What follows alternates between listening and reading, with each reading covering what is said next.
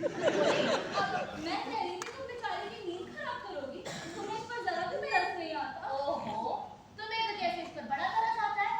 हर बुधवार की रात 12 बजते ही तुम भी तो चिल्लपा करने लगती हो। अपना अधिकार मांगना कोई गलत बात नहीं है। हाँ, अधिकार कभी कर्तव्य की बात भी कर लिया करो। समोसा मैंने तुम्हारे लिए छोड़ दिया है।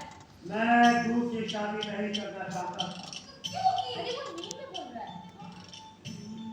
मगर रमा की जिद के आगे मेरी एक न चली, दूसरी शादी करनी पड़ी। दूसरी शादी तय होते मेरे मन में लड्डू फूटने लगे। मैं बादशाह रंगीले बन जाऊंगा। बादशाह के रनिवासे में दो दो रानियां होंगी, एक पैर दबाएगी तो दूसरी सिर की मालिश करेगी। जहाँ खाना पीने को छोड़ो, हगने मूतने की भी दिक्कत। याद है मुझे दूसरी शादी, पहली शादी में मैं घोड़ी से गिर गया था, इसलिए दूसरी शादी में टैक्सी में बैठ के गया था। PP Poopó, PP Poopó, PP Poopó. बारात के नाम पे सिर्फ रमा साथ में। रमा और प्रिया ने डीजे पे खूब डांस किया।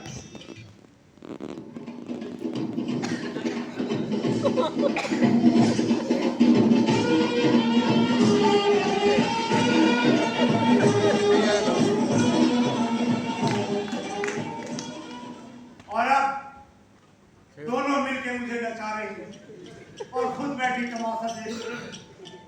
हे भगवान, अगले जन्म में दोनों को मर्द बना, तब इन दोनों को मेरे दर्द का पता चले।